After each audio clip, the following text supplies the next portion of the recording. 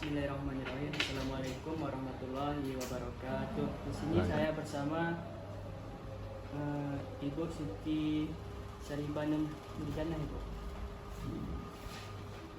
Baik, Bu, di sini saya akan mempertanyakan beberapa pertanyaan mengenai hal-hal dalam proses pembelajaran. Di sini, Bu, pertanyaan pertama. Sebelum Ibu memulai pembelajaran, hal-hal apa saja yang perlu dilakukan agar proses pembelajaran tersampaikan dengan baik? Untuk kegiatan nanti ya. Iya, Bu. Biasa mungkin pembukaan dengan salam, doa. Kalau emang itu di jam pertama ya. Nanti kalau misalkan kita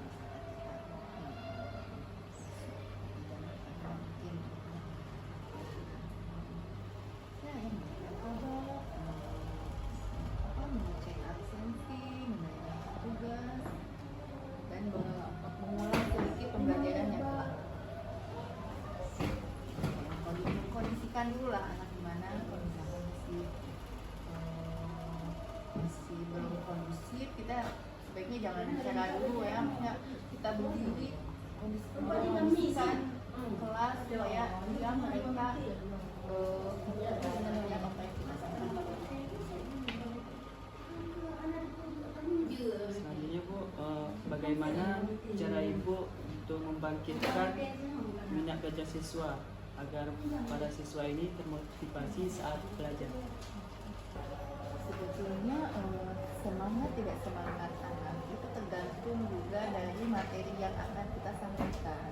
Kadang ada materi yang memang mereka antusias itu untuk mengikutinya, dan kadang memang ada juga materi yang sepertinya akan jadi membosankan gitu. Kalau misalkan melihat kondisi seperti itu, misalnya saya itulah apalagi kalau misalkan di jam-jam yang misalnya jam terakhir, di jam-jam siang, itu kan semangat anak-anak kan udah mulai loyo ya, maksudnya stamina juga udah mulai terkuras. Dan apalagi di sini kan pembelajaran sampai sore ya, sampai jam 3. Jadi setelah sholat zuhur itu ada lagi pembelajaran. Nah, apalagi di jam-jam itu memang sebaiknya jangan banyak istilahnya ceramah, malah nanti ketika kita banyak berbicara malah mereka lebih bosan dan mungkin nggak menyimak apa yang kita sampaikan. Lebih baik kita memang lebih ke itulah menampilkan sesuatu yang misalnya saya contohnya di pembelajaran cerpen, misalkan materinya mengenai cerpen. Jadi sebelum saya buat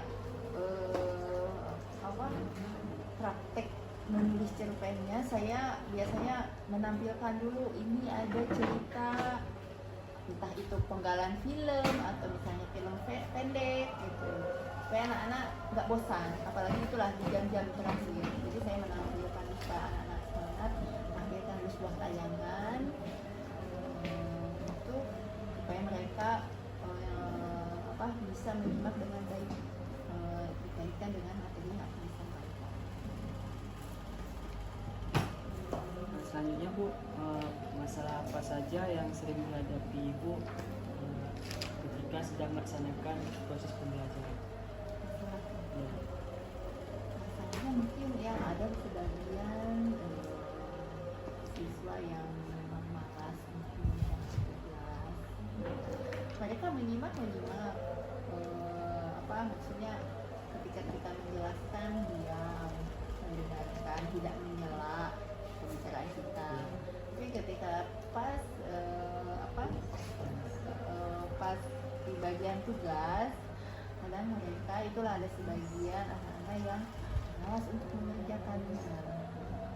Tapi sejauh ini, maksudnya walaupun ada lah di semester lalu, masalah anak-anak itu memang ribut ketika kita berbicara, ribut, susah kali mengkondisikan. Jadi mengkondisikan kelas supaya kondusif itu harus kita berkali-kali. Udah kondusif, kita ngomong, udah ribut lagi. kita kondisikan lagi seperti itu. Jadi memang tantangannya seperti itulah. Pertama mungkin setelah anak-anak membuat latihan atau tugas. Yang kedua masalah hidup, masalah apa? Anak-anak itu. Ketika kita jadi mengkondisikannya, kita harus berkali-kali mengkondisikan supaya anak-anak kondusif menyimak apa yang kita sampaikan. Pertanyaan terakhir ya Bu ya.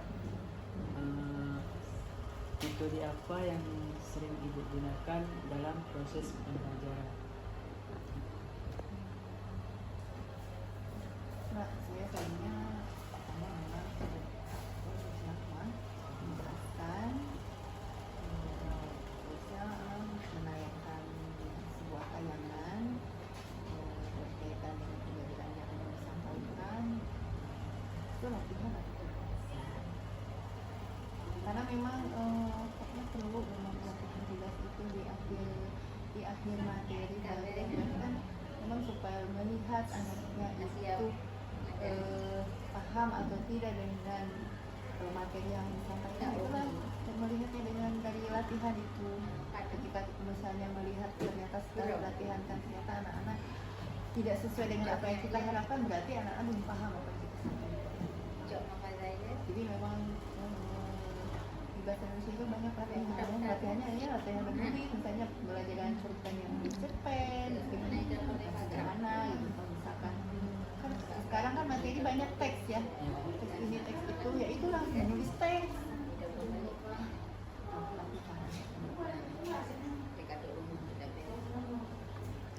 Baik teman-teman, cukup sekian dari kami. Terima kasih banyak Bu ya. Saya akhiri, wassalamualaikum warahmatullahi wabarakatuh.